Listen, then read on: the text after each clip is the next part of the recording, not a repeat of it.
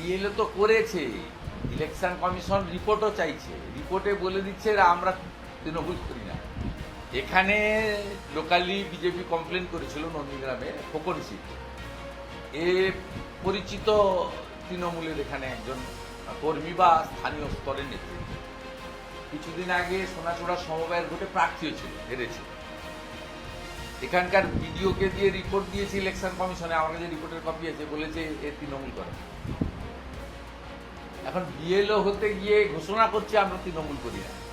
নজর আমাদের থাকবে, ব্যবস্থা আমরা নেব, এবং সব হিন্দু বুথে বিএলএ 2 থাকছে, এবং আমি বলেছি সব রাজনৈতিক দলের বিএলএ 2দের সমন্বয় করে করব, এবং বিএলওদের স্পেসও খুব কম।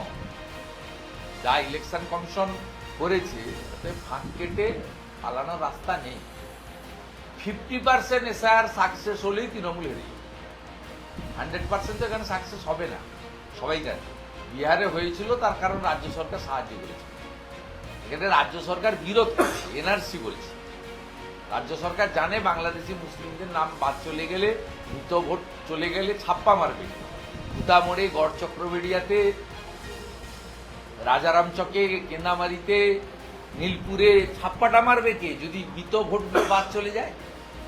একটা বুথে 800 ভোটারের মধ্যে যদি 75টা মৃত থাকে, আর যদি 75টা বাইরে গিয়ে চলে থাকে, 650 ভোটার আসবে। 650 ভোটার তো ভোট দিয়ে দিবে। তাহলে অ্যাবসেন্ট যদি না থাকে মুসলমান বুথে, এখানে 63টা মুসলমান বুথ আছে 288টার মধ্যে। এই 63টা মুসলমান বুথে, যেখানে বিজেপি স্থানীয় স্তরে কর্মী খুব কম, আমাদের যদিও এখানে কিছু মুসলিম কর্মী আছে, আমরা কিছু ভোট 1700 ভোট লোকসভায় পেয়েছি, কিন্তু অন্যান্য জায়গায় তো মুসলিম বুথে বিজেপির কর্মী টর্মী খুব একটা নেই। এখানেও আমরা সব বুথে যে পাই তা নয়। এবারে সেখানে যে ফাঁকা মাঠ থাকে, সিপিএম, আইএসএফ, কংগ্রেস এরা লড়তে পারে না, এরা প্রচারে থাকে, ভাষণ টাষণ দেয়, কিন্তু ভোটের আগের দিন এবং ভোটের দিন এরা মাঠে থাকে না, নয় পুলিশ তাড়া করে বের করে দেয়, আর যদি সকালে ঢোকে এরা মেরে তাড়িয়ে দেয়, বেরিয়ে চলে যায়। জানলা টানলা সব খোলা থাকে।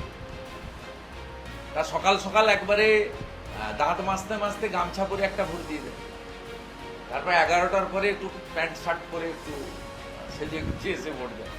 বিকালবেলা যেই সূর্যটা ডুবছে তখন লুঙ্গি পরে এসে আরেকটা ভোট দিয়ে দিচ্ছে। মেয়েদের ক্ষেত্রেও তাই হচ্ছে, একবার সালোয়ার কামিজ পরে মেরে দিচ্ছে, একবার শাড়ি পরে মেরে দিচ্ছে, একবার বোরকা পরে দিচ্ছে।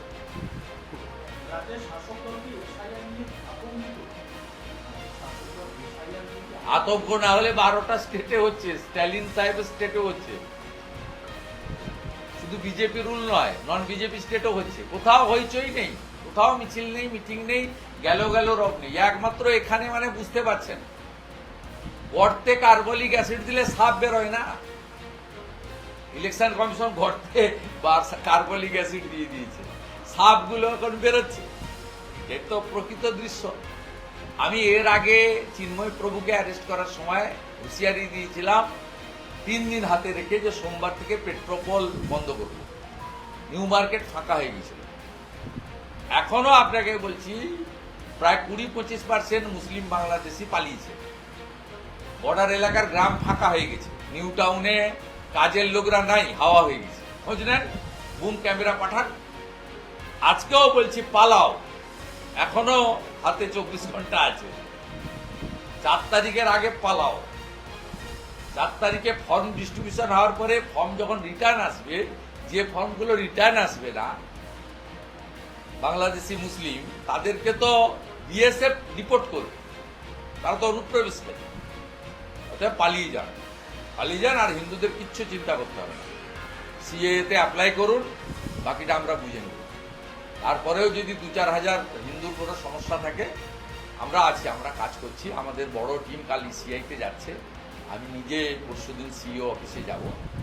আমরা সব নজর রেখেছি, আপনাদের সমস্ত হিন্দু শরণার্থীদের প্রোটেকশন দেবো, আমরা একদম গুনে গুনে দেবো। তারপরেও যদি 5 জনও বাকি থাকে, আপনারা আপিলে যাবেন সিইও অফিসে, ইলেকশন কমিশনে, যা করার আমরা একদম আগামী 1 মাস আমাদের নর্মাল পলিটিক্যাল ডিউটি, আমাদের জনপ্রতিনিধির কাজের সাথে আমরা এটাকে নিয়ে সুন্দরভাবে মনিটরিং করব, এবং প্রত্যেকটা জেনুইন ভোটারকে প্রোটেকশন দেবো, সে ভারতীয় যারা হিন্দু হতে পারে, মুসলিম হতে পারে, আর বাংলাদেশ থেকে আসা হিন্দু শরণার্থীদের ফুল প্রোটেকশন।